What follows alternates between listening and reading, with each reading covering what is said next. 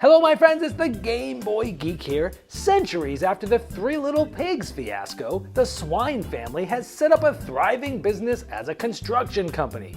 The wolves, on the other hand, have been grinding away as construction workers to impress their head boss, the Big Bad Pig. You play as a family of wolves aiming to build the tallest houses in the city, as that will get you the most points, and those pesky pigs will demolish the smallest houses. The Three Little Wolves is for 2 to 4 players, takes 20 minutes to play, is for ages 8 and up, and published by Renegade Game Studios. Today, we'll be doing a rule school where I'll teach you how to set up and play the game so that you don't have to read the rulebook yourself.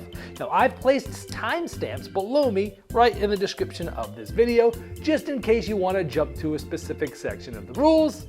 Let's get started.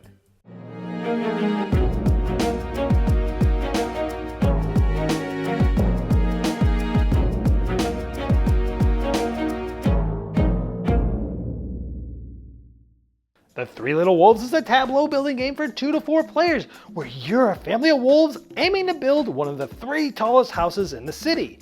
You'll be adding cards to certain buildings, always going in ascending order. Sometimes you might even be building below ground to make your building even taller. You're building one building of the 3 different colors, but can use wilds to help you out, and some rooftops might get you additional points. Others might count as 3 floors on their own, but will score you minus points. At certain points of the game, if you have the tallest building, you'll be getting extra points from the boss, the Big Bad Pig. But if you're doing too well, other players are going to predict which buildings are still going to be standing at the end of the game, and they'll get points for doing so if it still stands. At the end of the game, rewards will be given for having the tallest building of each of the colors. But the smallest building of each color will be getting demolished, which will get you negative points. And it also thwarts other players' predictions as well. So let's see if you can build and predict better than your opponents. I'm going to first show you how to set up and play the 3 or 4 player game. At the end of this, I'm going to go over the 2 player game, but if you're playing with 2 players, make sure you watch the entire video because almost all of the concepts are the same between those games, and you'll need to see that in order to understand the 2 player section at the end of this video. To set up, you're going to find the floor cards that are in this deck. From those cards, you're going to separate out the 3 Big Bad Pig cards that look like this. After you remove those Big Bad Pig cards from the deck, shuffle that deck and then deal 5 cards face down to each player. Now when you receive those cards, you can pick them up and look at them, but you don't want to show them to any of the opponents. Next, from the draw deck, you're going to take 5 cards and place them face down. In those 5 cards, you're going to take the 3 Big Bad Pig cards that you've placed to the side. You will shuffle those 3 cards face down. You'll randomly take one of them and shuffle them into these 5 cards. So now you'll have a total of 6 cards there face down. So now those 6 cards become the bottom of the draw deck. We have the rest of the deck, and we have the other 2 random Big Bad Pig cards. You're going to shuffle these 2 cards, which are the Big Bad Pigs that are left, into the rest of the full floor deck. Then you're going to take the 2 cards that are left over of the Big Bad Pig cards, and you'll shuffle these into the full floor deck. That way, 2 of the Big Bad Pigs are randomly in this deck. One of them is shuffled in with the 5 lowest cards, so there's 6 total here, and then you'll place this deck right on top. Each player is going to select a color, and you'll take the 3 wolf tokens of that color and place them in front of you. If you're playing with less than 4 players, the ones not used can be placed back in the box. Now you'll place that draw deck in the middle of the table where everyone can reach it. You'll also place nearby the 3 Big Bad Pig tokens, as well as the 3 tokens for the different colored houses. You'll be getting these for having the tallest house of each of those types at the end of the game. The object of the game is to have the most points, and you're going to be gaining points by having houses at the end of the game. Each completed house that's not demolished will get you points. You're also trying to have the tallest type of houses at the end of the game and at different points during the game. You'll also be using your own wolf tokens and placing them on opponents' buildings, predicting which of their buildings will still be standing at the end of the game. The game is played over multiple rounds. Each round, each player in clockwise manner is going to take a turn. Now you start the game with the first player, and that is the last person to climb stairs. On your turn, you're simply going to play 1 card and then draw 1 card. Now when playing a card, you have 2 choices. Most of the time, you're going to play it into a house. Now at maximum, you can have at most 3 houses, one of each color, red, yellow, and green. We don't see a green house here yet, and I'm showing you what's in front of me many turns in the game. Well, let's say we want to play a card. If it's a house that's not yet there, you place it down, and that is the first card of that house. In this case, it's the green house, and this is a number 3. Now, as you notice, the other houses that I've already built earlier in the game, they all ascend in value. We have a 5, then an 8. This one could be a 9 or a 5, so in this case it's a 9. This one could be a 10 or a 4, it's a 10. Notice they all go up in value. You have to do that with every building, 4, 5, 8, 9. They don't have to be exactly, like as you see, I didn't go 5, 6, 7, 8, I went 5, 8. As long as you go up in value, you can skip numbers, that's fine, that's a legal play, and you can only have one of each color, so I've just started the first card in my green building. Now generally speaking, you're trying to have the tallest of the different houses. Now remember, on your turn, you're just playing a card, then drawing a card. But let's say it was the beginning of my turn, and I want to play another card. I could play this one here. Here's a new type of card. It is a white building. Whites are wild, as shown by this, can be used on any of the 3 building colors. And again, you always still have to ascend. I could have put any number that's higher than 3. In this case, it was 4. However, you never want to build a building that's just all white cards, because at the end of the game, that building will get demolished and will be worth -1 point. You can also use a white floor to initiate a new building, meaning this is the bottom floor of a building. And in this case, I've already started the red, so this could be either the yellow or the green. I don't have to decide yet. I might even place another white floor above this, but remember, you don't want the whole entire building to be white floors at the end of the game. But as soon as I place a color that is not a white floor, and it's a valid placement, meaning I could not place a red floor here because I already have my single red building for the game. This could have been a yellow building or a green building. It could have still been a white floor as well, but in this case, now this building has to be yellow for the rest of the game. But again, you can always use white floors intermingled with those. So let's say it looked like this in front of us. We're many turns in, and it's my turn, and I'm going to play a card. Some of the cards have different size to them. This one would be a 1 if I played it this way, but it would be a basement, first floor basement, so basement 1 on the other side. You can only play a basement card if you have at least one above floor in that type. So here we have at least one card. We can slide it in just underneath this, like this, and so that is going to be the first basement. You can have up to 3 different basement floors, and they have to go in the order of basement 1, 2, and 3. Remember, they always have to be below at least one normal above ground floor. And much like when building above ground, as long as the basement floors go in ascending order below ground, you can build them. So you can start with a B1 and go directly to a B3 below that. Or have just B2 and go to B3 right after that. Or even just have just B3, for example. Now you're trying to have the tallest of the different buildings because that's going to get you the most points, and the buildings are measured in floors. By default, each card that you have is a single floor regardless of the number that's on the card.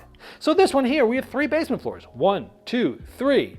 Then we have 4, 5, 6. There are 6 cards there, so normally by default this would be 6 floors tall. However, some cards have rooftops on them with arrows, and this actually increases how tall the building is. So instead of this card being worth 1 floor like normal, it's worth 3 floors. So we really have a building that's 1, 2, 3, 4, 5, and this card is worth 3 floors, so 3 plus 5 is 8. This is an 8-story or 8-floor building. Same for this one over here. By the way, 15 is the tallest number, and it has 2 arrows. So it's going to be 1, 2, 3, 4, because we just have 3 cards on here, so it's a 4-story building. Now, some of these cards, like this one, will actually be worth minus points at the end of the game because they help you in other ways. And some cards will actually be worth positive points. And this one is simply 1, 2, 3, 4 floors. And any of these floor bonuses are only active if it's the top card of your building, meaning they aren't covered up by any other cards above it. So we told you on a turn you're going to play a card and then draw a card. Now when playing a card, we just showed you playing it into a house. Your other option is to discard a card into the discard pile, which is right next to the draw pile. So if there's not a discard pile yet, you start one. If there is one, you just place it face up on the discard pile. But let's say it was the blue player's turn. They just discarded a card for the beginning of their turn for playing their card. They played it into the discard pile. And now, anytime you do that, you have the option of taking any one of your wolf tokens that's still in front of you and placing them on an opponent's building. So they can place it on any opponent's building and they get to choose the number as long as it's one of the ones they haven't already spent. And they'll place it on a building. Like, let's say they think this one is going to be the tallest building. They can place it there like this. Now there can only be one wolf of any player on anyone's building. And of course it's always coming from another player. You're never placing these on your own buildings. But let's say the yellow player on their turn ended up placing their 4 token on our building here because they think this is going to be standing at the end of the game. Essentially, you're making predictions. This player is going to get this many points if this building is still standing at the end of the game. But it's the blue player's turn. They discarded a card, and normally you can only place that token on an opponent's building that doesn't have one unless they've built all the way down to the 3rd basement. This shows you that you can now place a 2nd wolf token on here. So this player could place it like that. That's the only way that any house can have 2 wolf tokens on them. And those 2 wolf tokens on that has a 3rd basement could be from the same opponent or different opponents as we see here. So again, on your turn, you're going to play a card, either into one of your houses or discard it. If you're discarding, you're possibly placing one of your wolf tokens that you haven't placed. Then you're drawing a card and you're simply refilling back up to 5 cards into your hand. Now, if the card that you drew is one of the Big Bad Pig cards, first you're going to draw so that you, again, have 5 cards in your hand now. Then you'll place the smallest Big Bad Pig token that's here. In this case, it's the first one that was drawn, so it's the 2.1. And you'd place it on the single tallest building that's out there that doesn't already have one of the Big Bad Pig tokens. It's okay if they have the wolf tokens, that's fine. Now, if it's tied for the tallest, you start with the active player. If the active player is tied, they get it. If the active player isn't the tied, the one closest to that active player in turn order coming up is going to be the one that will get it. And as we showed you before, this one is actually 1, 2, 3, 4, 5, 6, 7, 8 because of these arrows. This is currently an 8-floor building. Then you'll enact the effect on the Big Bad Pig card. In this one, it says everyone passes 1 card to the player to their right. There's also another one that says everyone passes a card to your left, but it's pretty self-explanatory from the card. And you must do that simultaneously so you don't get to see what you're getting before you decide what you're giving to someone else. The other effect is, starting with the active player and going clockwise, you must place one of your wolf tokens on an opponent's building with the same rules I denoted earlier. If you have one, you must place one. Now, if when drawing a card, you draw a Big Bad Pig card, and the rare chance when you refill your hand to draw a card, it's another Big Bad Pig card, well, you place this one off to the side, you then again draw to get to 5 cards, you would enact the effect of the first Big Bad Pig first, and then the second one, but following all the rules I've already indicated on what happens when a Big Bad Pig card comes out. And again, on your turn, you're simply going to play a card, then draw a card, following all the rules I've mentioned earlier. So this will continue with players taking clockwise turns until the last Big Bad Pig card is revealed. In this case, you'll take the 4-point token, which will be the only one left, and you place it with the same rules as mentioned earlier. You do not do the effect of this last Big Bad Pig, and then that player will draw a card if available, because the deck might actually be empty at this point. Then, starting from the next player, each player will play 2 more rounds, then the game ends, and in these 2 final rounds, you'll play 1 card as normal, but you won't draw any more cards, even if there are some left in the deck. Then, everyone will go through inspection. Any house that has only white floors, as we talked about earlier, is demolished. In this case, we'll just flip it face down. Then each player will go through each of the 3 building colors, and if anyone has the smallest of that building color, it will also be demolished. Like this one is 1, 2, 3, 4 floors. Let's say this was the absolute smallest one, it would also get demolished. Anytime you're demolishing buildings, you flip over any tokens that are there. Which in this case, essentially the blue player is going to get -1, but this player is also going to get -1 because they had a Big Bad Pig there. Now, if you're tied for the smallest, tied players do not demolish your buildings, only if you have the absolute smallest building of that color. You do that for all 3 colors. Then you'll look at the tallest building of each of the 3 colors, and that one will get the tallest token of that color. This is the tallest building, let's say, so it will get the red tallest of 3 points there. And again, if someone's tied for the tallest of a certain color, neither of them get it. Also, if there's only one house of a specific color by all players, it's considered the tallest. Then we'll go through final scoring. First, each non-demolished building you have is worth 4 points. Each demolished building you have is worth -1 point. So at this point we have 4, -1, -1, so we have a total of 2. this player is going to get points for having the tallest, in this case 3 points, and the big bad pigs like right here, 3 points, so it's going to get a total of 6 more points. You're also going to get some positive or negatives from different floors like this. In this case, it's a -2, so we would lose 2 points. Players will also gain or lose points from their wolf tokens. For example, the yellow player is going to get 4 points because this is a standing building. This blue one's going to get the 5 points, but of course they lost the 1 over here. You'll look at your tokens on the opponent's buildings to see if you're going to get positive or negative points for those. If they're in front of you and you didn't use them, they don't score you anyway, positive or negative. At this point, the player with the most points wins. If it's tied, the player with the highest points from their wolf tokens breaks the tie. And if it's still tied, the player with the tallest house breaks the tie. If it's still tied, they share the victory.